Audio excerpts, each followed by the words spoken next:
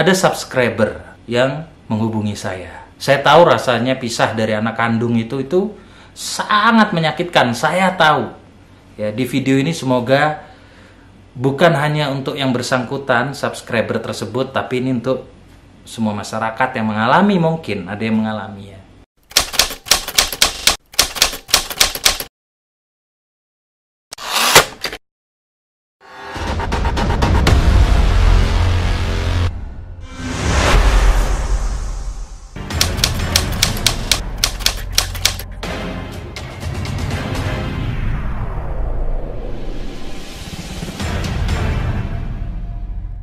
Ada cerita begini di dalam chat di saat subscriber itu menghubungi saya. Ada cerita begini, Pak Ari, saya dimintai sempat surat pernyataan, tapi saya nggak tahu pernyataan itu isinya apa.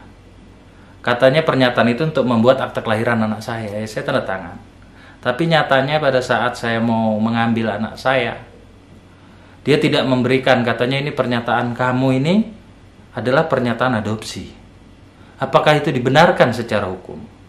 Ya.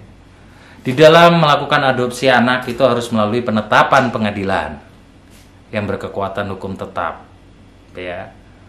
Dan tidak boleh, ya, seseorang itu memisahkan anak dan menutupi identitas anak dari orang tua kandungnya. Ada di undang-undang.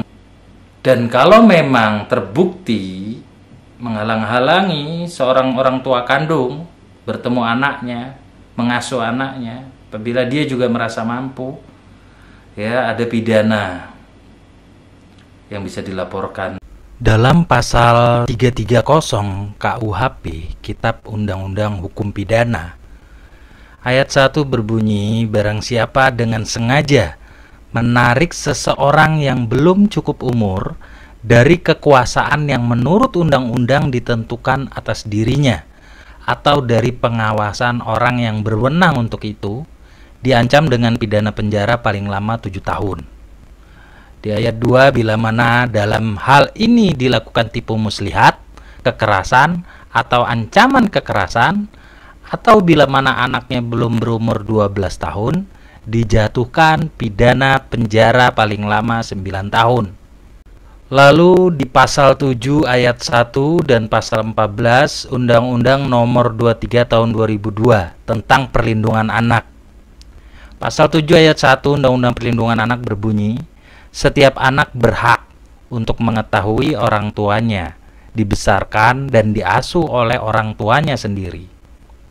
Lalu di pasal 14 Undang-Undang Perlindungan Anak berbunyi, setiap anak berhak untuk diasuh oleh orang tuanya sendiri, kecuali jika ada alasan dan atau aturan hukum yang sah menunjukkan bahwa pemisahan itu adalah demi kepentingan terbaik bagi anak dan merupakan pertimbangan terakhir.